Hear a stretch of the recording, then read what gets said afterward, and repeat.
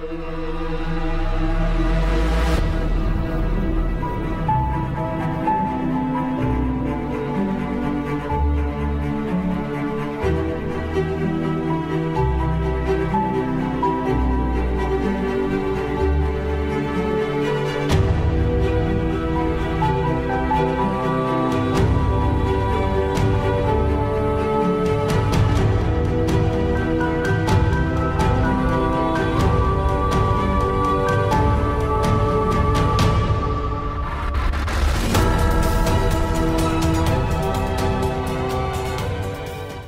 vous donne l'exemple d'une phrase. She goes at the market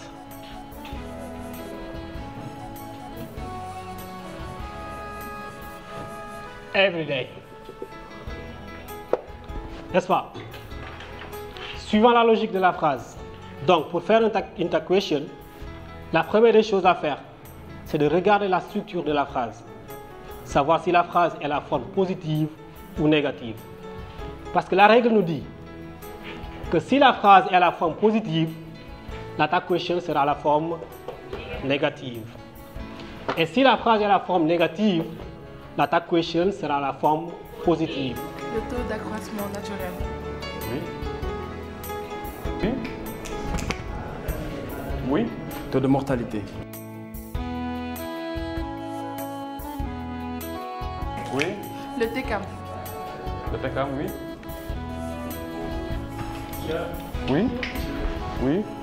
Oui, je. Le taux démographique. Comment vous appelez, monsieur? Vous appelez comment? Je vous suggère de rester tranquille. Alors, cette guerre a fait des ravages. Après cette guerre, il y a des désordres. Et il fallait réorganiser le monde. Ainsi, je vais vous expliquer cette réorganisation. N'est-ce pas? Maintenant, vous allez prendre vos cahiers et vous allez écrire le titre de la leçon. Je vais vous expliquer l'introduction. N'est-ce pas?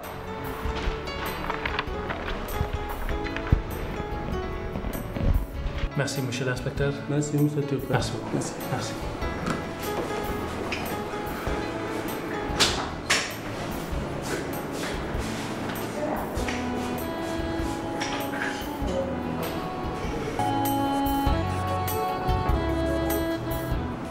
Vous y êtes? Voilà, vous notez la croissance économique. La croissance économique peut être définie comme étant... On n'a pas de temps, pas. La croissance économique peut être définie comme étant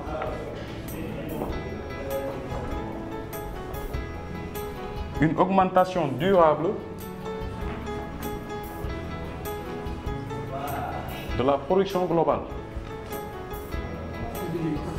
La croissance économique peut être définie comme étant une augmentation durable de la production globale. Donc, si c'est un verbe auxiliaire, reconduisez le même verbe, mais à la forme qui s'impose. N'est-ce pas? Parce qu'on a bien dit que si c'est une phrase affirmative, positive, la tag question sera la forme négative. Donc, ici, nous avons un verbe auxiliaire. N'est-ce pas? Quelle serait la réponse ici, si je vous demande de faire cette phrase? Monsieur, Oui? doesn't eat. Doesn't eat. Why? Tu parles d'une personne, she. Pas d'une chose. Pourquoi eat? Oui? Doesn't she? Doesn't she? Yes. Yes. Maintenant, pourquoi doesn't she? Because this sentence is an habitual sentence. Merci beaucoup. Yes.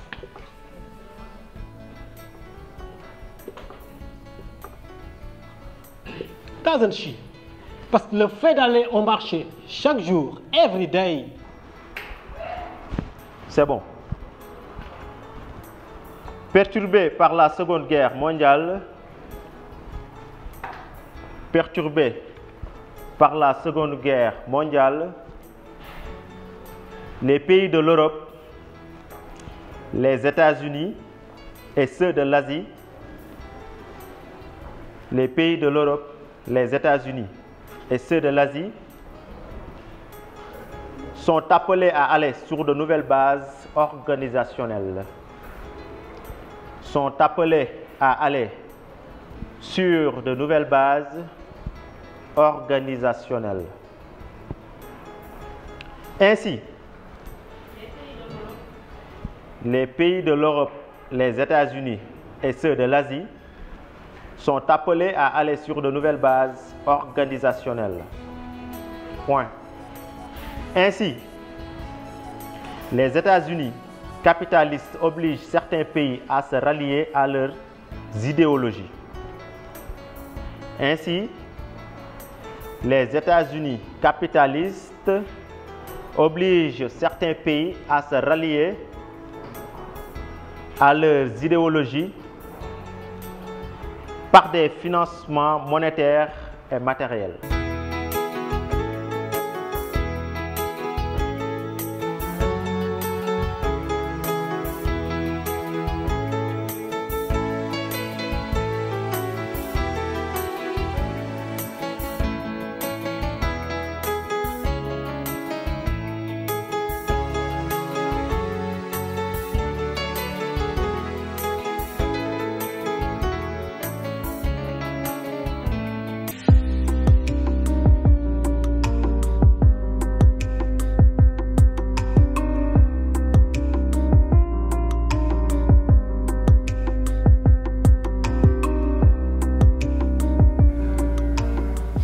Mais Mitch, c'est quoi le problème avec la marchandise? War nañ ko jot bu yàgg. Man def naa fi 3 voyages. New York, Londres, Paris. Jusqu'à présent, gisuñu dara. C'est quoi le problème? C'est vrai qu'il y a eu un léger tardement, mais ne vous inquiétez pas, naa ko toppatoo. Comment? Bon, comme d'habitude, xam nga marchandise dafa bu mu doon ñëw dafa doon jaar Côte d'Ivoire ou bien Afrique du Sud. Mais cette fois-ci, je pense trouver une solution plus rapide. Day ñëw directement fii voiture Sénégal au lieu muy jaar yeneen dëkk yi. Ça, c'est une très bonne idée. loolu baax na trop, mais le problème c'est la marchandise. Il faut ma jot ko. loolu moo xamul nooy def mais fexeel ba ma jot ko. Bon, sous ce coup, ne vous inquiétez pas. Et si je ne me trompe pas, normalement, d'ici 3 jours, marchandise dina ñëw. Il faut nga def le tout bañ jot marchandise bi. D'accord. Tu vas le faire? Photo bu baax. Inch'Allah. Et à propos, démb bi ñuy reer Hélène dama ko jeune, elle était vraiment très inquiète. Laaj naa ko sax waxuma. C'est finalement que j'ai demandé à la bonne. Mu ne ma dafa am benn problème bu meurtre. Donc comment ça se passe? Ok, pour le mode, ouais, effectivement, vous avez raison. Ndaxte dem na ci média yi gisoon naa ko, il paraît que daam benn élève bu ñu exécuté. Te camarade école am la. Oui, elle fait partie de l'école. Ça c'est grave, hein? Ça c'est très grave. Exact. Ça veut dire que Hélène n'est pas en sécurité. Hein? Pas du tout. Tu sais maintenant ce que tu vas faire.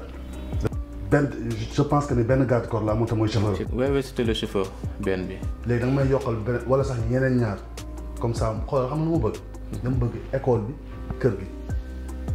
lii am na ñoo xam ne surtout sama concurrent yi. En tant que monsieur Keita aussi. C'est pas sûr hein, mën nañu ko kidnapper wala leneen. Si. Ça ay meurtre moom bu commencé am si même si c'est en dehors de l'école, c'est pas sûr hein. Non, elle a été ma meilleure amie. Son meilleure amie là. On s'est connus depuis que je suis toute petite et voilà. D'accord. Donc si je comprends bien, vous avez grandi ensemble quoi? Oui, on a grandi ensemble. Kañ nga mujjee gis Nabou? La dernière fois, on s'est rencontrés dans les escaliers à l'école. C'était vers 9h. Ok. Oui, 9h du matin et après? Elle était pressée. J'ai essayé même de la retenir. Mais elle était trop pressée. Elle était pressée pourquoi? Je sais pas. Mais non, tu sais. Elle m'avait même promis qu'elle allait m'expliquer ça plus tard. Mais je ne l'ai plus vu.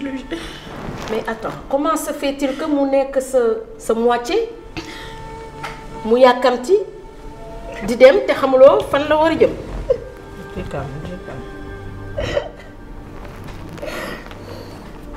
Ok. Salma.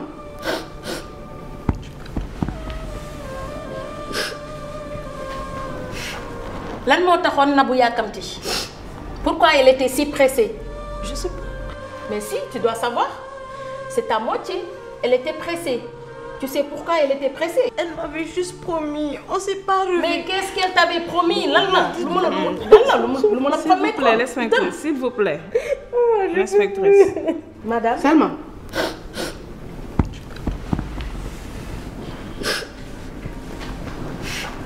Lan moo taxoon Nabou yàkkamti? Pourquoi elle était si pressée? Je sais pas. Mais non, tu dois savoir. mu yàkkamti comme ni nga ma ko waxee. Après mu ne la maa ngi dem maa ngi ñëw ma yeggali. C'est parce que am na lu ngeen commencé woon yéen ñaar. Mais si am na lu mu la waxoon. li ci des moom la denc mu ne la après dinaa la expliquer lan la jotoon a wax. Elle ne m'a rien dit. Elle m'a juste dit L'inspectrice, s'il vous plaît, l'inspectrice. Vous ne voyez pas dans quel état elle est. Xaritam la mu génn àddina. Je fais mon boulot.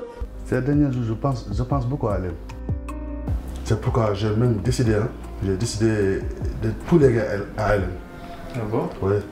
Mais sur ce côté, ne pensez-vous pas que c'est tôt? Comment? Actuellement, elle n'a que 19 ans. Et elle a largement le temps de marier. Tout ça, c'est pour sécuriser ma fortune. On ne sait jamais. ëllëg ma fi nekkul kenn du fi nekk naan lii la wala lee la bu ñu nee nii day fekk lépp def naa ci turam def naa moo gën a wóor quoi loolu lay xalaat. D'accord, il n'y a pas de souci, j'ai compris. Okay. Ne vous inquiétez pas. En plus de ça, d'ailleurs, même comme vous le savez, Hélène, c'est comme une sœur pour moi. Ah, ça, et vous avez toujours été là comme un père pour moi. Donc sur ce côté, ne vous inquiétez pas. Je vais m'en charger personnellement.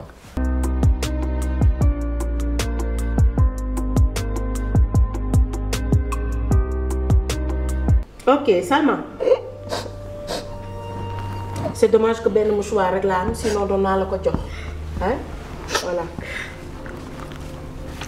Au fait,